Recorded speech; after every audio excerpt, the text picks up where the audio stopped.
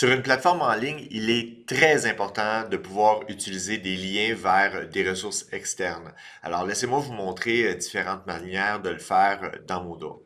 Alors, dans le cours de démonstration que vous voyez présentement, j'ai deux éléments. Le premier élément, juste ici, une étiquette qui contient une liste de liens. Évidemment, les liens ne sont pas là, il va s'agir de les faire. Et par la suite aussi, j'ai une page qui va contenir des liens. Alors, en tout, je vais vous montrer quatre façons différentes de faire des liens vers des ressources. Alors, on va commencer par l'étiquette. Premièrement, je vais me placer en mode édition. Question de pouvoir aller modifier l'étiquette. Donc, à droite de l'étiquette, je vais choisir les paramètres de l'étiquette. De cette manière-là, je vais pouvoir sélectionner mon premier élément, site web de la CSDM, et je vais choisir l'outil lien. Vous devez indiquer l'URL au complet du lien. Pour ce faire, l'idéal, c'est d'aller faire une copie de l'URL et de le coller.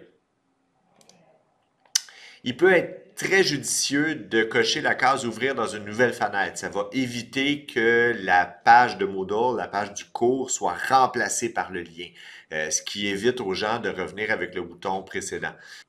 C'est spécialement utile sur une plateforme d'apprentissage. On veut que l'élève ait la plateforme d'apprentissage toujours accessible.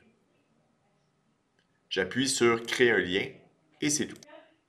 Deuxième manière de faire un lien, c'est d'utiliser un lien vers un document qui est dans le nuage, soit avec votre compte Google Drive ou avec votre compte OneDrive de Microsoft. Je vais vous faire une démonstration avec OneDrive. Alors, premièrement, vous devez accéder à OneDrive. Vous devez déterminer un élément que vous voulez partager, un élément sur lequel vous voulez mettre un lien. Vous allez remarquer que dans mon cas, j'ai un dossier qui s'appelle public. Alors, dans mon OneDrive, évidemment, j'ai des fichiers que je partage et pour m'en souvenir, je les place systématiquement dans un dossier nommé public. Vous sélectionnez les options du fichier. Dans ce cas-là, ici, c'est les trois petits points et je choisis le bouton Partager. Le partage, par défaut, me permet de donner un accès à quiconque a le lien en lecture seule. Donc ça me convient. Je fais copier le lien.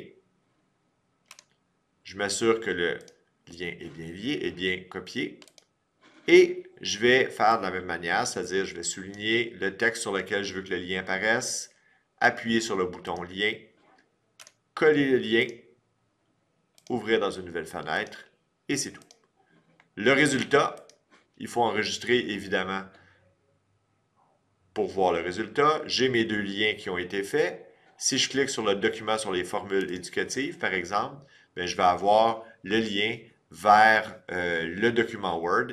Évidemment, moi, je suis connecté et je suis auteur de ce document-là, donc je peux le modifier, mais évidemment, quelqu'un d'autre qui n'est pas connecté sur mon compte ne pourrait pas modifier le document, bien entendu. Deuxième manière de faire des liens dans une page. Alors, j'accède à ma page, évidemment, toujours en mode édition.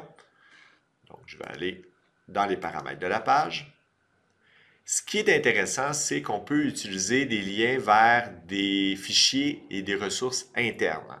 Alors, la manière de le faire est la suivante. Vous devez localiser, pour commencer, le bouton Gestion des fichiers. Alors, il s'agit des fichiers à l'intérieur de la page. On ne les verra pas nécessairement, ces fichiers-là, a priori.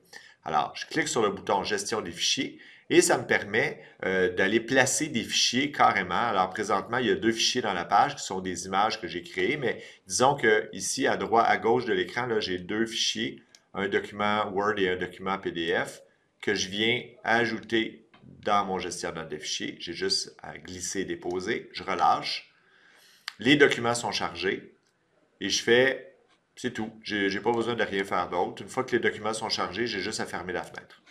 Une fois que vous avez placé vos fichiers dans le gestion de fichiers, à ce moment-là, vous allez faire votre lien. Sélectionnez le texte avec lequel, à partir duquel vous voulez donner l'accès au fichier.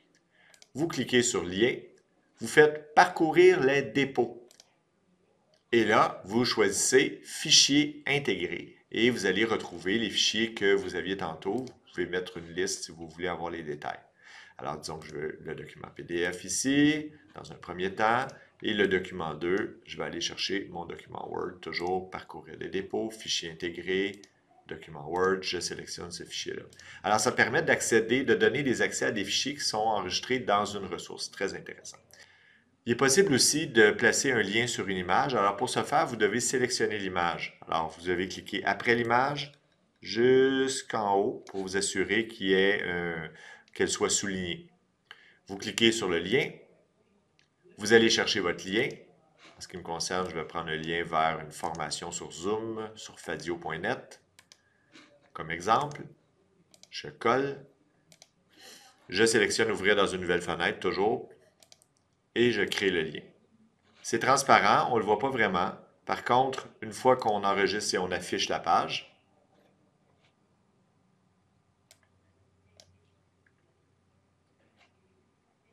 puis à ce moment-là, sur l'image, j'ai mon lien qui me permet d'accéder à ma ressource.